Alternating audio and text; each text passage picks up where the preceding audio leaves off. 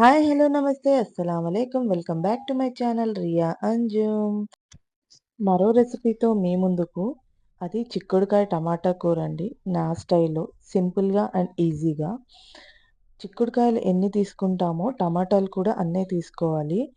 చిక్కుడుకాయలు పావు కిలో తీసుకుంటే, టమాటో కూడా పావు కిలో తీసుకుంటేనే కరెక్ట్‌గా సరిపోతదండి. చిక్కుడుకాయలు నీట్‌గా వాష్ చేసుకొని అలా తుంచి పెట్టుకోవాలి. పావు కిలో టమాటాలు కావాల్సిన పదార్థాలైతే ఉల్లిపాయలు 2, మిరపకాయలు ఒక 4 తీసుకున్నానండి. అలా మధ్యకి చీల్చుకున్నాను. కరివేపాకు, మెంతాకు, తెల్లగడ్డలు 4 పాయలనమాట. అలా దంచి పెట్టుకుంటే రుచి చాలా బావుంటుంది. ఇంకా టమాటాలను చిన్న ముక్కలుగా కట్ చేసి పెట్టుకున్నాను. ముందుగా స్టవ్ ఆన్ చేసి ఒక కడాయి పెట్టుకుందాము. కడాయి వేడయ్యాక ఆయిలేసుకుందాము. ఆయిల్ వేసుకొని ఆయిల్ వేడయ్యాక ఇంకా మనం పోపు దినుసులు వేసుకుందాము. ఆవాలు, జీలకర్ర, పచ్చిశనగపప్పు వేసుకున్న తర్వాత అది కొంచెం వేగాక దంచి పెట్టుకున్న తెల్లగడ్డనైతే వేసుకుందాము. హ్మ్. ఇలా దంచుకుంటే ఆహ్, ఆ తెల్లగడ్డ టేస్ట్ ఇంకా చాలా బావుంటుంది.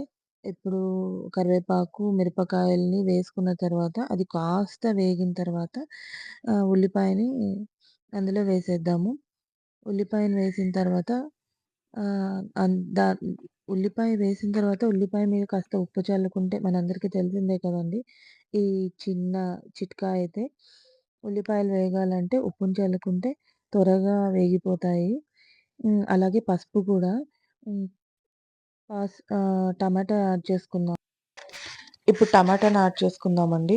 టమాటాని యాడ్ చేసుకున్న తర్వాత అది కొంచెం వేగాలి. ఆహ్, పసుపు వేసినా కూడా వేగుతది కదా! ఇప్పుడు టమాటా మీద పసుపేసేద్దాము. పసుపు వేసుకున్న తర్వాత అది కొంచెం బాగా మగ్గాలనమాట. సో, 2 మినిట్స్ లిడ్ పెట్టుకొని అది వేయించుకుంటే మంచిగా వేగుతది. 2 మినిట్స్ అట్లా మగ్గేంత వరకు మనం లిడ్ పెట్టేసుకుందాము.